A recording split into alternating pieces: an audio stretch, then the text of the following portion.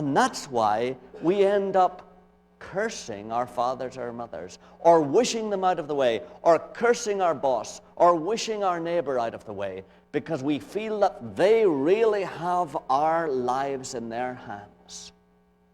And is it not true, loved ones, that that attitude is built into us right through every grain and every part of the texture of our bodies?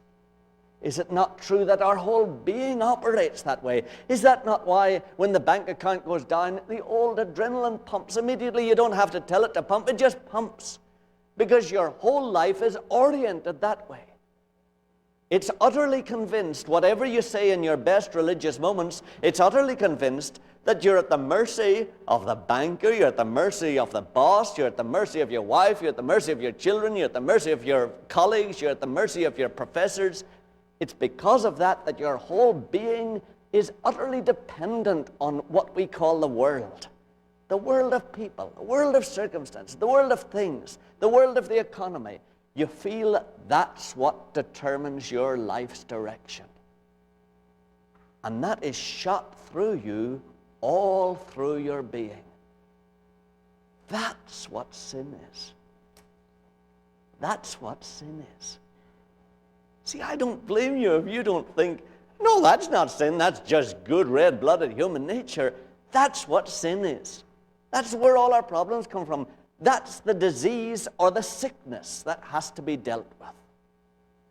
And cursing your mom or your dad is just the symptom. And you remember we used the example a couple of Sundays ago of the person who has a certain symptom of a disease. And he goes to the doctor and he starts saying, treat the symptom, or he tries to put the symptom right, while the disease continues rampant inside. Now that's why God says the only remedy for cursing your father or mother is death. He's saying to us, look, I myself would curse my father or mother if I depended the way you do on the effect they can have on your lives, either for good or for ill. I myself would wish the boss out of the way if, like you, I felt my life was in his hands and not in my hands. He's not knocking us for doing that. He's saying the reason you do it is because your trust, your dependence, your whole faith attitude is in these people and these things. And this world is utterly unpredictable and utterly unreliable, so you're constantly going to be wishing these people out of the way if you put your faith and your dependence upon them. And he's saying to us, you're so shot through with that kind of faith in the world that the only way I can get rid of that sin sickness inside you is to destroy it and you, because you're both utterly intertwined with each other. And that's why God says the only cure for the sickness of sin is death with his Son. And he says, all you can do, if you want to be my child, if you want to be related to me, all you can do is go to my Son, because in him I placed you, and I destroyed you in him, and I remade you in him. Go to him and ask him, Lord Jesus, show me how you destroyed me. And show me what in me, what attitude in me you destroyed, and show me what attitude you've replaced it with so that I can express it. And that is a personal interview and encounter with Jesus that any child of God has to go through every day.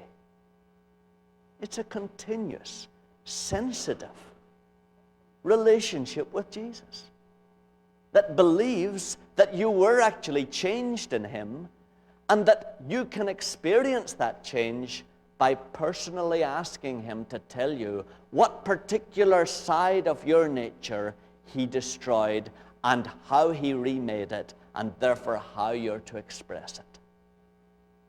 And as you do that day by day, you are related to God, and your life begins to relax, and you begin to back off the adrenaline and the worry and the anxiety, and Jesus' death and resurrection by which he remade you begins to be manifested in you, and you begin to be changed as a person.